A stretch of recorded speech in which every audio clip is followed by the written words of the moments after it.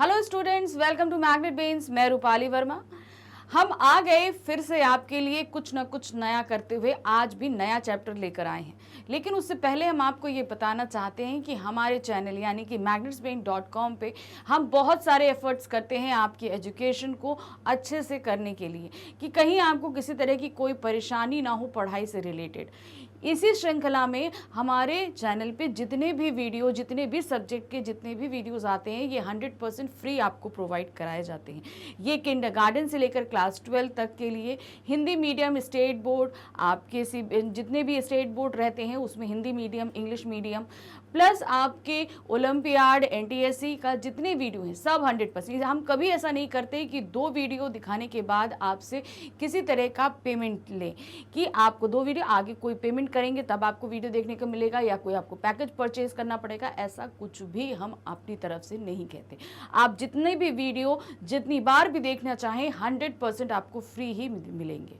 तो इसीलिए हमारे साथ बने रहिए और अपनी पढ़ाई को अच्छे से करते रहिए। क्यों? क्योंकि पढ़ाई में किसी भी तरह की बाधा होती है तो वो हमारा भविष्य कहीं ना कहीं बिगाड़ देती है।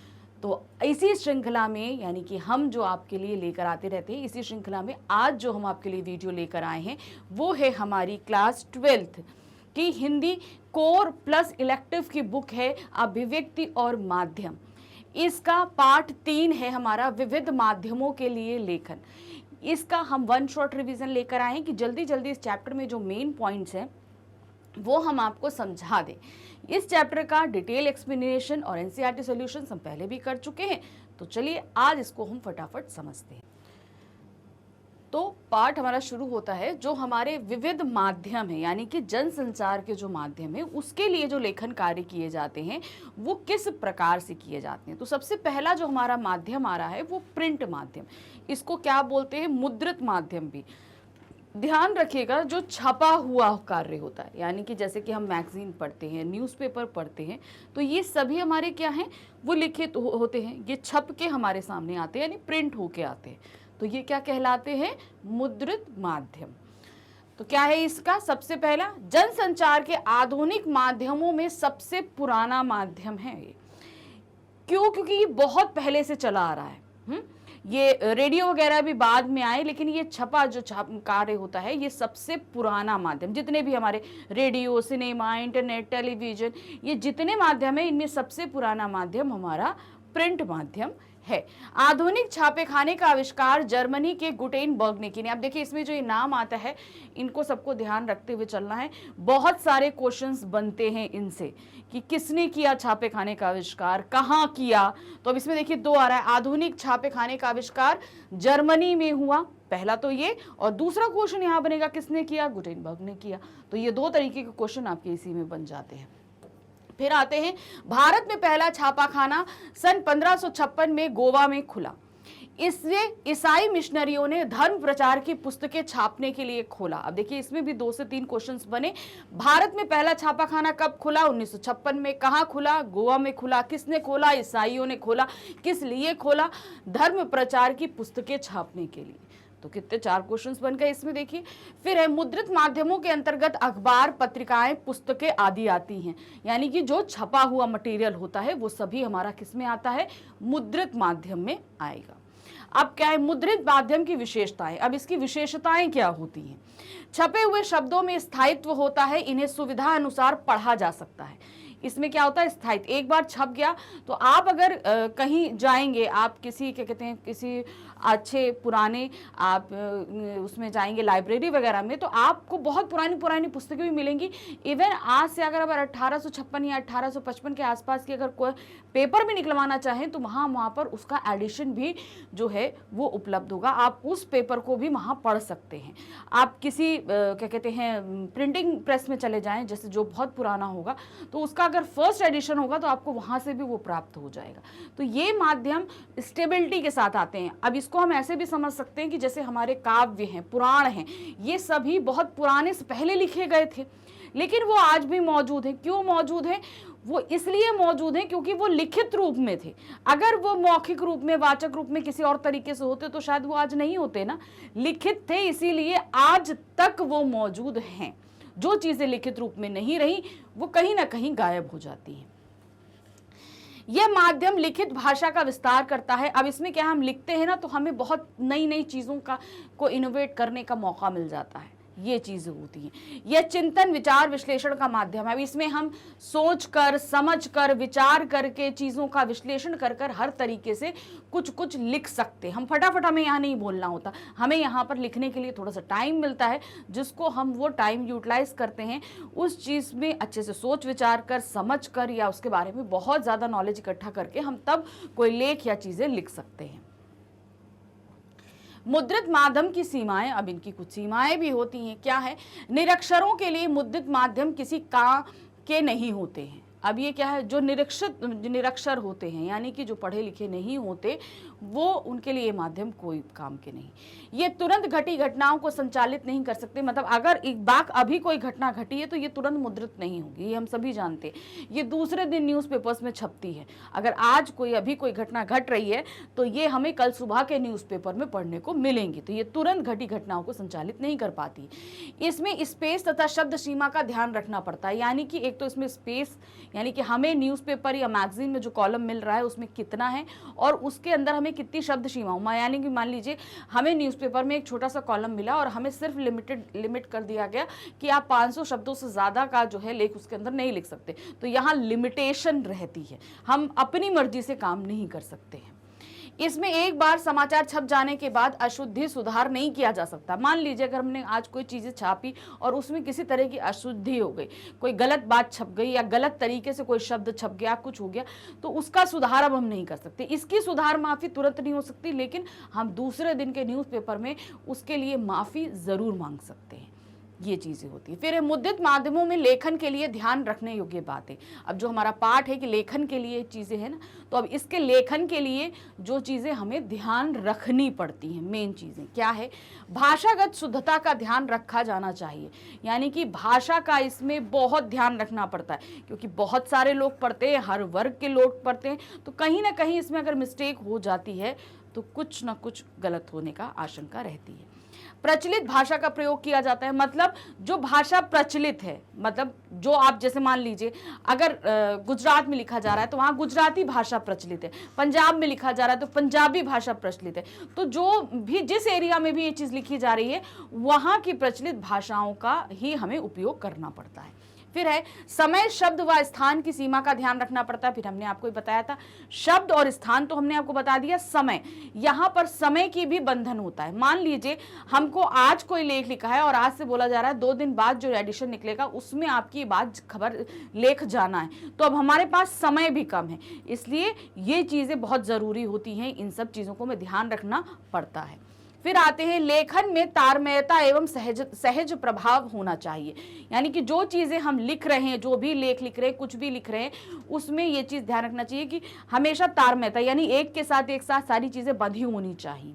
दूसरा सहज प्रभाव। सहज प्रभाव मतलब बहुत ही आसानी से लोगों की समझ में आ जाने वाली चीज़ें लिखनी चाहिए। हमें बहुत टफ नहीं लिखना चाहिए। क्यों? क्योंकि ये हर वर्ग का व्यक्ति पढ़ता है। जो बहुत ही ज़्यादा पढ़ा लिखा होगा, जो कम पढ़ा लिखा होगा, जवान होगा, बुजुर्ग होगा, बच्चा होगा, हर वर्ग का व्यक्ति पढ़ेगा। तो हमें ऐसे शब्दों का चयन करना पड़ता है जो सहजता से लोगों की समझ में आ जाए। अब आता है हमारा दूसरा माध्यम, जनसंचार का दूसरा माध्यम है रेडियो, यानी कि आकाशवाणी। ये सिर्फ एक श्रव्य माध्यम है। इसको हम क्या कर सकते हैं? सिर्फ सुन सकते हैं। एक माध्यमी मार्ग होता है ये से सुनने का। जैसे द्विमार्गी हुआ, मतलब हम देख और सुन दोनों सकते हैं, तो टेलीविजन द्विमार्गी हो गया। लेकिन ये सिर्फ एक मार्गी है। ये क्या है? रेडियो एक श्रव्य माध्यम है। इसमें शब्द एवं आवाज का महत्व होता है। रेडियो एक रेखीय माध्यम है। रेडियो समाचार की संरचना उल्टा पिरामिड शैली पर आधारित होती है। तो यहाँ पर क्या है? इसमें भी समाचार जो है वो उल्टा पिरामिड शैली से ही हमारे सामने प्रस्तुत किए जाते हैं। उल्टा पिरामिड शैली में समाचार की 3 भागों में बांटा जाता है, इंट्रो, बॉडी और समापन। इसमें तथ्यों को महत्व के क्रम में प्रस्तुत किया जाता है। सर्वप्रथम सबसे ज्यादा महत्वपूर्ण तथ्य को, उसके उपरांत महत्व की दृष्टि से घटते क्रम में तथ्यों को रखा जाता है। अब आप सभी को पता है कि उल्टा पिरामिड शैली में जो समाचार लिखे जाते हैं वो हमेशा क्या होते हैं? जो सबसे महत्वपूर्ण होता है वो सबसे पहले और फिर उसके बाद घटते क्रम में दिया जाता है, जिसमें सबसे पहले आपका इंट्रो या मुखड़ा रहता है, दूसरा बॉडी रहता है और तीसरा समापन रहता है। अब आते हैं रेडियो समाचार लेखन के लिए बुनियादी बातें। अब रेडियो समाचार लेखन के लिए जो बुनियादी बातें होती हैं उनका हमें क्या ध्यान रखना पड़ता है। समाचार वाचन के लिए तैयार की गई कॉपी साफ सुथरी और टाइप्ड होनी चाहिए। अब देखिए यहाँ पर क्या हो रहा है, रेडियो में जिस व्यक्ति के लिए हम ये समाचार पढ़ने जा रहे हैं वो सिर्फ हमारी आवाज, हमारे शब्दों, हमारे लहजे को ही सुन सकता है। वो ना हमें देख रहा है, ना हमें पर्सनली तौर पे जानता है। तो इस आधार पर हम जो कुछ भी पढ़ते हैं वो एकदम स्पष्ट होना चाहिए। अब स्पष्ट हम तभी पढ़ेंगे जब वो स्पष्ट लिखा होगा, यानी कि अच्छा, साफ सुथरा, बढ़िया, स्पेस वाला लिखा होना चाहिए। इसके भी कई नियम होते हैं। कॉपी को ट्रिपल स्पेस में टाइप किया जाना चाहिए, यानी कि एक शब्द से दूसरे शब्द के बीच में 3 स्पेस होना चाहिए। जैसे हम लोग अमूमन लिखते हैं, इन 2 शब्दों के बीच में क्या है, सिंगल स्पेस है। लेकिन जब आप रेडियो के लिए समाचार लेखन करते हैं तो एक शब्द से दूसरे शब्द के बीच में 3 स्पेस दिए जाते हैं। कितने? 3 स्पेस को देने के बाद हम दूसरा शब्द लिखते हैं। पर्याप्त हाशिया छोड़ा जाना चाहिए। अब हाशिया का क्या तात्पर्य होता है? जैसे ये एक आपका पेज है, इसमें ये स्टार्टिंग का जो मार्जिन होता है और दूसरे का यहाँ का जो मार्जिन होता है, ये हमारा क्या कहलाता है? हाशिया कहलाता है। अब कभी क्या होता है ना, कोई अगर हम ये स्पेस नहीं छोड़ते हैं तो लिखने का तरीका हमारा बदल जाता है। इसको हमें बहुत ध्यान रखना चाहिए और ये हम लोग को बचपन से लिखते समय भी सिखाया जाता है, इसलिए हम लोग की कॉपी में मार्जिन होते हैं, ऑब्वियस सी बात है, कॉपी में होते हैं। और जब हम लोग एग्जाम कॉपी में लिखते हैं तो एक साइड हमारे पास में होता है और दूसरी साइड हम स्केल से ड्रॉ कर देते हैं। अक्सर हम ऐसे करते हैं। तो ये चीज हमें रेडियो समाचार लेखन में भी ध्यान रखनी पड़ती है। अंकों को लिखने में सावधानी रखनी चाहिए। अब अंकों को लिखने के लिए भी कुछ सावधानियां होती हैं। इसमें सावधानी क्या होती है? जो अंक होते हैं 1 से 2, 3, 4, इसे तो हम हिंदी में लिख सकते हैं, लेकिन इससे आगे जब हम लिखते हैं तो हम अक्षरों में लिखना शुरू करते हैं। फिर संक्षिप्ताक्षरों के प्रयोग से बचा जाना चाहिए। जैसे हम बोलते हैं, जैसे हम कोई भी चीज डॉक्टर बोलते हैं तो यहाँ पर हम लोग डॉक्टर कैसे लिख देते हैं, कहीं पे भी लिख रहे होते हैं तो हम डॉक्टर ऐसे लिख देते हैं। लेकिन जब हम रेडियो लेखन के लिए कार्य करते हैं तब हम ऐसे नहीं लिखते, तब हमें क्या करना पड़ता है? हमें पूरा डॉक्टर लिखना पड़ता है। तब हम इन संक्षिप्ताक्षरों का उपयोग बिल्कुल भी नहीं करते हैं। ये चीजें ध्यान रखनी पड़ती हैं। अब आता है हमारा तीसरा माध्यम, टेलीविजन यानी कि दूरदर्शन। अब आपको नाम से ही पता चल रहा है, दूर के दर्शन, यानी कोई चीज दूर शूट हुई है और उसके दर्शन हमें घर बैठे हो रहे हैं। हम सभी लोग टेलीविजन से अच्छी तरह वाकिफ हैं कि ये क्या होता है। जनसंचार का सबसे लोकप्रिय व सशक्त माध्यम है। इसमें ध्वनियों के साथ साथ दृश्यों का भी समावेश होता है। इसके लिए समाचार लिखते समय इस बात पर ध्यान रखा जाता है कि शब्द व पर्दे पर दिखने वाले दृश्य में समानता हो। अब यहाँ पर क्या होता है, सबसे पहले ये समझिए कि टेलीविजन द्विरेखीय हमारा माध्यम है, ये दृश्य श्रव्य माध्यम है। इसमें जो समाचार लेखन कार्य किया जाता है, इसमें जो कोई भी समाचार लिखा जाएगा वो दृश्यों के समावेश के साथ लिखा जाता है, यानी कि दृश्यों का होना जरूरी होता है। और जो कुछ भी हम दृश्य ले रहे हैं उसी के हिसाब से हमारा समाचार लेखन होना चाहिए, उसमें डिफरेंस बिल्कुल भी नहीं होना चाहिए। पता चला दृश्य कुछ दिख रहे हैं, आप समाचार कुछ और पढ़ रहे हैं, तो ये नहीं होना चाहिए। यहाँ पर जो भी विजुअल्स दिखाए जाएंगे उसी के अकॉर्डिंग समाचार लिखा जाता है। टीवी खबरों के विभिन्न चरण। अब इनके टीवी पे जो खबरें पढ़ी जाती है इनके अलग अलग चरण होते हैं। क्या है? दूरदर्शन में कोई भी सूचना निम्न चरणों या सोपानों को पार कर दर्शकों तक पहुंचती है। कौन कौन से हैं? फ्लैश या ब्रेकिंग न्यूज, हम सभी को जानते हैं ब्रेक न्यूज अच्छे तरीके जगह जगह हम लोग टीवी में पढ़ते रहते हैं। ब्रेकिंग न्यूज यानी कि तुरंत ही कोई ऐसी घटना घटी हो जिसे शो किया जा रहा हो। ड्राई एंकर का मतलब होता है कि जब हमारे पास सिर्फ खबर हो और कोई विजुअल नहीं हो तब वो ड्राई एंकर कहलाता है। फोन इन, जब पत्रकार फोन से अटैच हो, यानी कि जो स्टूडियो में व्यक्ति बैठा है, जो हमारे सामने एंकर है, वो घटना स्थल पर मौजूद पत्रकार से फोन के साथ कनेक्टेड हो तब वो फोन इन में रहता है। एंकर विजुअल, जहां पर एंकर विजुअल के साथ प्रकट होता है वो एंकर विजुअल कहलाता है। एंकर बाइट, जहां पर एंकर जो है घटना स्थल के किसी जो क्या कहते हैं प्रत्यक्षदर्शी व्यक्ति होता है जिसने घटना को अपनी आंखों से होते हुए देखा है, वहां के व्यक्ति का कोई इंटरव्यू या कोई बात हमको बताता है या दिखाता है तो वो एंकर बाइट कहलाता है। लाइव जैसे क्रिकेट न्यूज होते हैं, क्रिकेट हम लोग देखते हैं, लाइव देखते हैं। आजकल तो सीधा प्रसारण खबरों का भी आने लगा है, तरीके से आने लगा है, तो वो लाइव होता है। एंकर पैकेज यानी कि इसमें कई चीजें एक साथ कंबाइंड होती हैं। चौथा माध्यम है इंटरनेट। अब इंटरनेट आजकल का सबसे लोकप्रिय माध्यम है। हम सभी के हाथ में इंटरनेट है, हम सभी जानते हैं। मोबाइल आज हर व्यक्ति के हाथ में है और जिस व्यक्ति के हाथ में मोबाइल है उसके हाथ में इंटरनेट है। हम सभी इंटरनेट से अच्छी तरह वाकिफ हैं कि क्या होता है, लेकिन ये बहुत गहरा जाल है, हम इसके बारे में अभी भी डिटेलिंग से नहीं जानते हैं। तो क्या है, संसार का सबसे नवीन व लोकप्रिय माध्यम है। इसमें जनसंचार के सभी माध्यमों के गुण समाहित है। अब इस लाइन को समझिए, जनसंचार के जितने माध्यम है सभी इसके अंदर समाहित है, यानी कि मुद्रित माध्यम, रेडियो का माध्यम आपका हो गया, टेलीविजन हो गया, खुद इंटरनेट, सिनेमा, आप जो कुछ भी जितने भी जनसंचार के माध्यम सोच सकते हैं सभी कुछ इसके अंदर होता है।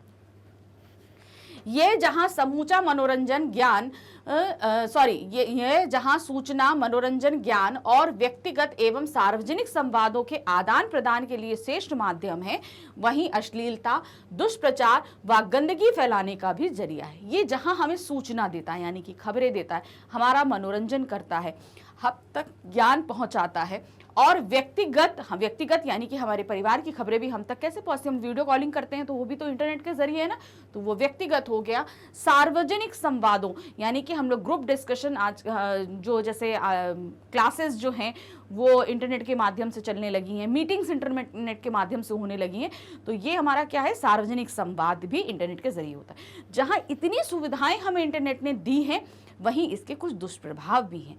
ये अश्लीलता परोसता है, यहाँ पर कोई बाउंडेशन नहीं है, कोई इजी तरीके से अश्लील साइट्स पे जाके कुछ भी देख सकता है। दुष्प्रचार होता है, यानी किसी भी चीज़ का जो अच्छी चीज़ है अगर कुछ लोग उसमें गंदगी फैलाना चाहें तो उसका पूरी तरीके से पब्लिसिटी बेकार कर देते हैं। किसी भी नेता के ले लीजिए, अभिनेता के ले लीजिए, अगर उसके बारे में 4 बुरी बातें बोल दे तो उसकी बदनामी भी हो जाती है, उसका दुष्प्रचार हो जाता है।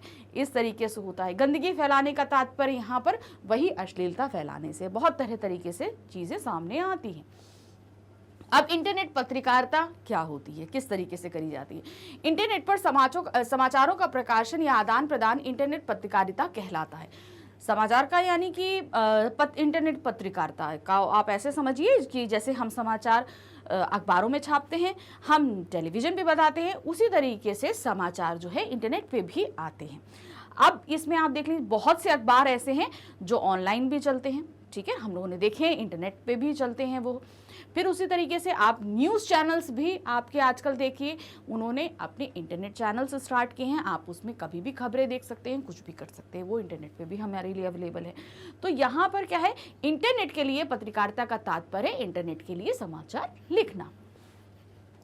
इंटरनेट पत्रकारिता 2 रूपों में होती है। प्रथम, समाचार संप्रेषण के लिए नेट का प्रयोग करना, और दूसरा, रिपोर्टर अपने समाचार को ईमेल द्वारा अन्यत्र भेजने व समाचार को संकलित करने तथा उसकी सत्यता, विश्वसनीयता सिद्ध करने तथा उसकी सत्यता करने के लिए करता है। तो यहाँ क्या हम बताएंगे, पहला तरीका जो हमने बताया समाचार संप्रेषण, यानी कि जब समाचार हमारे पास होता है तो दूसरों तक पहुंचाने का कार्य, और दूसरा, जैसे एक रिपोर्टर है, उसने समाचार एकत्र कर लिया, अब वो क्या करेगा, वो अपने न्यूज़ चैनल तक पहुंचाना चाहता है तो वो ईमेल का जरिया लेगा, ठीक है, फैक्स, जो इन जरियों को जरिए क्या होता है, ये इंटरनेट का इस्तेमाल होता है। तो ये 2 तरीके इस्तेमाल किए जाते हैं। इंटरनेट पत्रकारिता का इतिहास बहुत इंपॉर्टेंट है। इंटरनेट पत्रकारिता आज के समय में बहुत तेजी से उभर रही है, तो मगर इसका इतिहास क्या रहा है ये भी जानना जरूरी है। विश्व स्तर पर इंटरनेट पत्रकारिता का विकास निम्नलिखित चरणों में हुआ। 3 चरणों में इसका विकास हुआ है। प्रथम चरण 1982 से 1992 तक हुआ, यानी कि 1982 से शुरू हुआ और 1992 तक इसका प्रथम चरण रहा। ये हम विश्व स्तर की बात कर रहे हैं, ध्यान रखिएगा, ये भारतीय स्तर पर नहीं है, भारतीय स्तर पर ये अलग आता है। विश्व स्तर पर प्रथम चरण 1982 से 1992 के बीच में है। द्वितीय चरण 1993 से 2001 तक है। तृतीय चरण 2002 से, और अभी भी तृतीय चरण चल रहा है, ये विश्व स्तर पे था। अब हम आते हैं भारत में इंटरनेट पत्रकारिता का पहला चरण। कब से शुरू हुआ पहला चरण? 1993 से, तथा दूसरा चरण 1903 से शुरू माना जाता है। अब ध्यान रखिए, विश्व स्तर पे इंटरनेट पत्रकारिता का भला तीसरा चरण चल रहा हो, लेकिन भारतीय यानी कि भारत में इंटरनेट जो है वो अभी द्वितीय चरण में है, हम तृतीय चरण में नहीं पहुंचे हैं। पहला चरण हमारा शुरू हुआ 1993 से 2002 तक, फिर तो हमारा द्वितीय चरण शुरू हुआ 2003 से, जो अभी तक चल रहा है। भारत में सच्चे अर्थों में वेब पत्रकारिता करने वाली साइटें हैं rediff.com, इंडिया इन्फोलाइन व सीफी।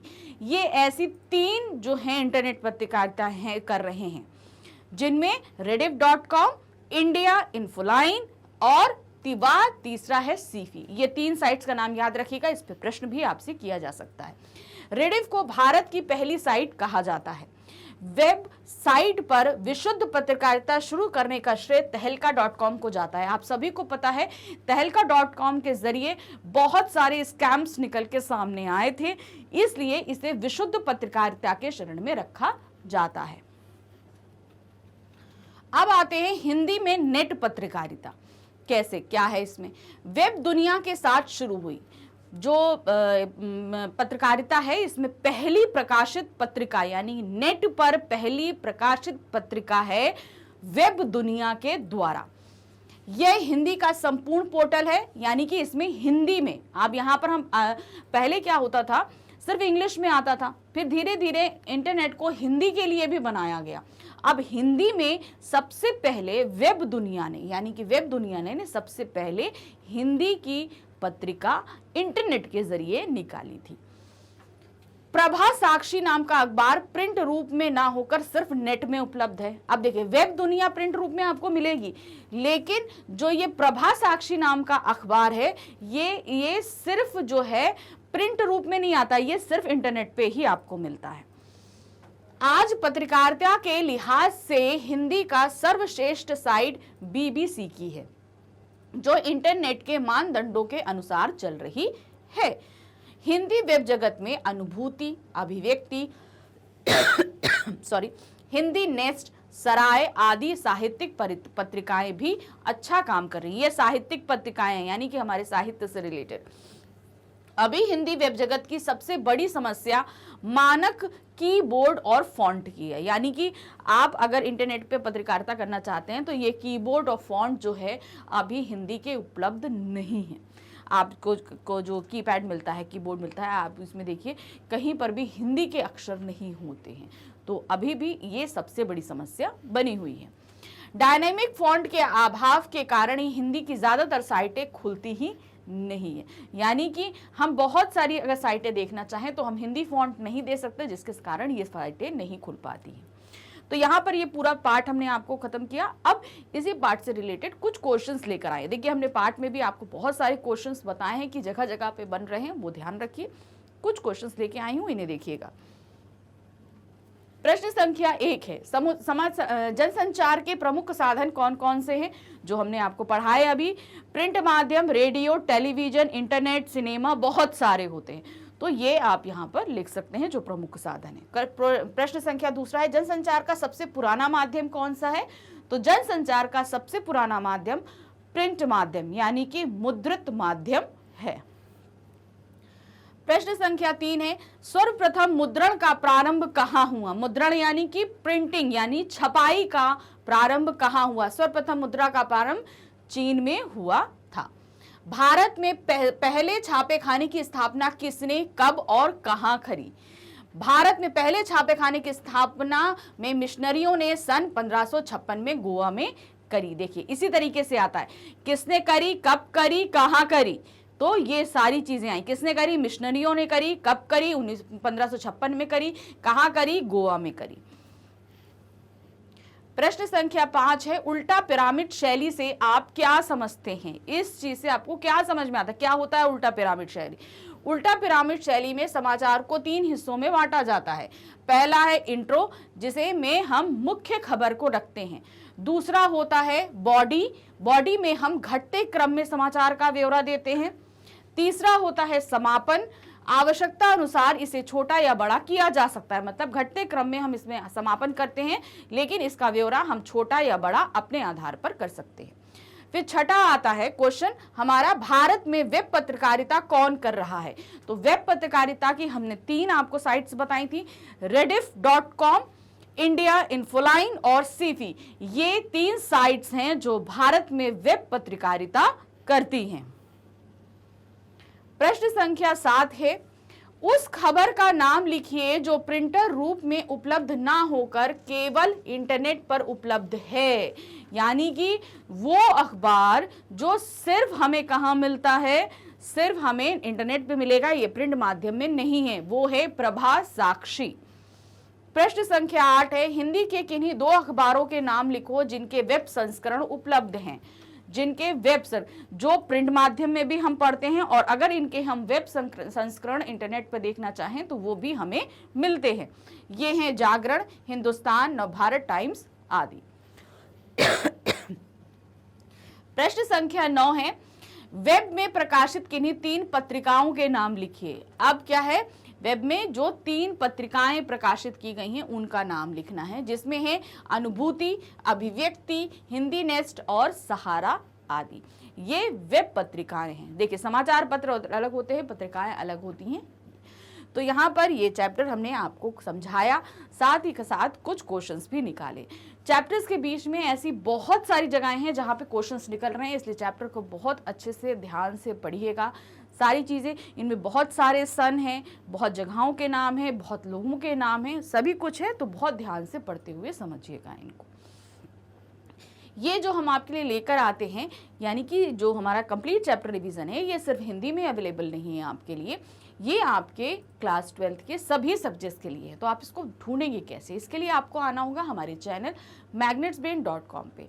जब आप यहाँ पर आएंगे तो आप देखेंगे कि यहाँ पर CBSE इंग्लिश मीडियम दिया है, आप इसे क्लिक करेंगे, क्लिक करते ही आपके सामने 1 शॉट रिवीजन आ जाएगा। आप इसे क्लिक करिए, इसको क्लिक करते ही वो सभी क्लासेस आ जाएंगी जिनमें आपके सामने 1 शॉट रिवीजन दिए हुए हैं। तो आप देख रहे हैं 7th, 8th, 9th, 10th, 11th, 12th, तो आप है क्लास 12th में, आप यहाँ पर क्लास 12th क्लिक करेंगे। जैसे ही क्लिक करेंगे आपके सामने क्लास 12th की प्लेलिस्ट आ जाएगी इस तरीके से। ये देखिए, पूरे सभी चैप्टर्स आपके सामने आ जाएंगे। तो अब आपको यहाँ पर करना क्या है, आपको देखना है कि आपकी हिंदी की क्लास, जैसे यहाँ पर हिंदी है, sociology, business study, legal study, जो कुछ भी, तो आपको सिर्फ अपना वो सब्जेक्ट चूज करना है जिसमें आपका एग्जाम होने वाला है। तो वो उसको आप जैसे सेलेक्ट करेंगे, तुरंत आपके सामने सारी बुक्स आ जाएंगी, जितनी भी बुक्स उसमें दी हुई हैं। तो जो भी बुक्स आ रही है उसको क्लिक करिए, उसमें अंदर सारे चैप्टर्स दिए हैं, चैप्टर क्लिक करते जाइए, अपने सभी वो चैप्टर्स रिवाइज करते जाइए जो एग्जाम में आ रहे हैं।